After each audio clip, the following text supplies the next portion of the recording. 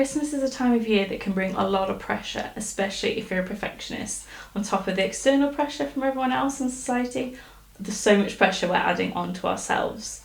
We want to have the perfect Christmas day, the perfect Christmas dinner, the food, the presents, the lead up to Christmas, seeing Christmas lights, light trails, going to see Santa. There are so many things we can do to make that perfect Christmas. But the truth is, trying to meet those standards is completely overwhelming and just unrealistic. And even if you've planned what should be the perfect Christmas, chances are your kids are going to get overwhelmed at some point, you're going to be stressed, something's going to get forgotten, and even the best laid plans, things go wrong. In today's video, I wanted to talk about some ways to handle your perfectionism at Christmas and have a more intentional time so you and your family can enjoy the season much more than if you're very overwhelmed and stressed. First off, one of the things I think that is most important is to try and have an intentional Christmas, no matter what that means to you. Maybe that means you've decided you'd like to have a calmer Christmas and you have just 1, 2, 3 activities that you know your kids will love, rather than trying to fit in gingerbread house decorating, 20 trips to see Santa, Lapland and all that kind of thing.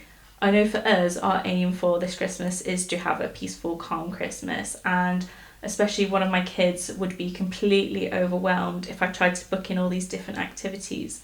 I know for him, and therefore for the rest of the family, we would do much better picking 1 or 2 special things for us to do, spread those out, and then make sure we do more little small crafts at home. He's going to enjoy that much more than me trying to have this huge Christmas and do every activity in the local area. One way to go about this is to sit down and think what will bring joy to your family and create the Christmas that you want to have while still staying in budget and not pushing yourself completely over in terms of how much you have on your to-do list. What things will feel good for your family, and what can you do this year and what can you put off till maybe next year? Maybe you can swap the activities around just so you're not completely overwhelmed. I think what's important is trying to have an aligned Christmas, whatever that means for you. It's going to be much more memorable and much more exciting for the kids when you're enjoying the time too and not completely stressed and running around like a headless chicken, because we've all been there. Another way perfectionism can show up is on Christmas Day itself. So I like to prep as much as I can beforehand. Granted, it is a little bit easier for me because I'm only cooking for our household. We don't have a huge Christmas, but I'm sure that you'll be able to do this in different ways with a bigger family as well. For me, I like to prep my veg or my potatoes in advance, a week or a couple of weeks ahead. I like to chop, parboil and season it the way I want and then freeze it. And that way I can cook it from frozen. And we've done this the last few years in a row. It's been absolutely delicious and you wouldn't know the difference. This worked especially well the first year I decided to do it because we actually all ended up with flu on Christmas Day and I would have been in no state to cook. So it's a great tip, especially if there's a chance you might have the allergy at that time, to get your stuff prepped in advance as much as you can, or even if you prefer to pre-buy pre-made stuff, go for it. And if you have a bigger family, perhaps you can do things like asking different people to bring different foods. Maybe someone brings a starter, someone brings a pudding, that kind of thing, or just a few extra things so you don't have to do everything on the day. Pre-doing some of this food doesn't take away any of the magic of the day. The food is still delicious. We've done it for 3 years now. I can attest to that. And it just means you have a much calmer time on the day. You can just take it out of the freezer, pop it in the oven and go and enjoy the day with your family so you don't miss any presents being opened and you don't miss out on the joy from your kids.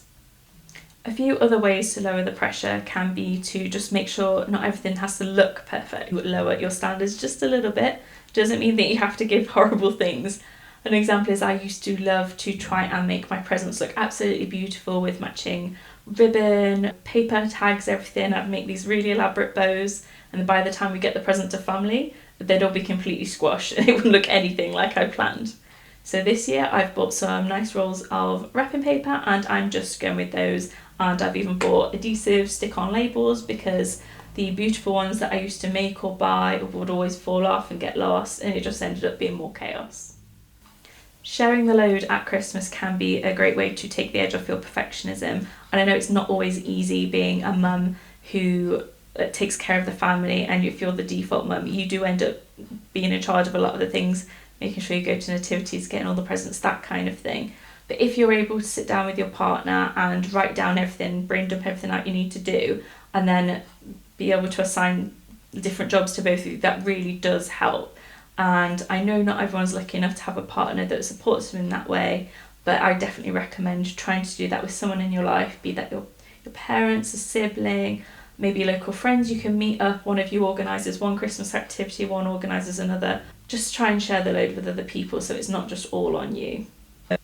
Another great thing to do over the Christmas period can be to set intentional times of rest, be that 10 minutes here and there, or perhaps you get to take yourself out on a little day date when your kids are in nursery or school, depending on what your situation is. Perhaps your partner can look after the kids for a few hours and you can romanticise wrapping the presents. I always like to do this in the evening with a glass of mulled wine and a mince pie. It makes it feel very festive. Pop a headphone on with Christmas music so I don't wake the kids up or disturb them. And I just really enjoy doing that when it's a task that I wouldn't want to do otherwise. Romanticising it really helps me get through that. Even 10 minutes just to rest can help reset your nervous system and help you get back on track and not let perfectionism take over. And finally, really recommend trying to release comparison. That's something I struggle with. It's something that I already have noticed myself doing multiple times this year in the lead up to the Christmas season. You don't need to compare yourself to everyone else. Social media can be really helpful to get a couple of cute ideas and to get some lovely photo ideas, gift ideas, that kind of thing. But we really don't need to do everything that everyone else is doing. Perhaps someone thinks a certain way of doing Christmas is the best. That might not be the best for your family. It's really difficult, but we need to remember to focus on what's best for ourselves. For us in our family, we don't do elf on the shelf. It's just not something that my kids have been interested in. It's not something they've really questioned, and I know that I have a reason for why the elf doesn't come visit us if they ever ask, but it's just not something we need to do, and I know that I would not cope with that amount of pressure on myself every day in December. So overall, Christmas doesn't need to be perfect to be memorable and to be magical. When you plan intentionally and pick just the things that really matter to your family, you can make a much calmer Christmas and a much more enjoyable for everyone, including yourself. So remember, perfectionism doesn't get to run Christmas this year, you do. If you found this helpful, I'd love if you would subscribe and stick around to see my future videos, and I now have a few videos lined up if you'd like to go watch those. I'll pop them in the end tag. And if you're interested in learning more about perfectionism and motherhood, I have a freebie about planning your 2026 goals, and if you download that, you can get the opportunity to join my waitlist for my new program that is coming out next year and get some extra bonuses. So if you're interested in getting my planning guide, you can find the link in the description below. Merry Christmas!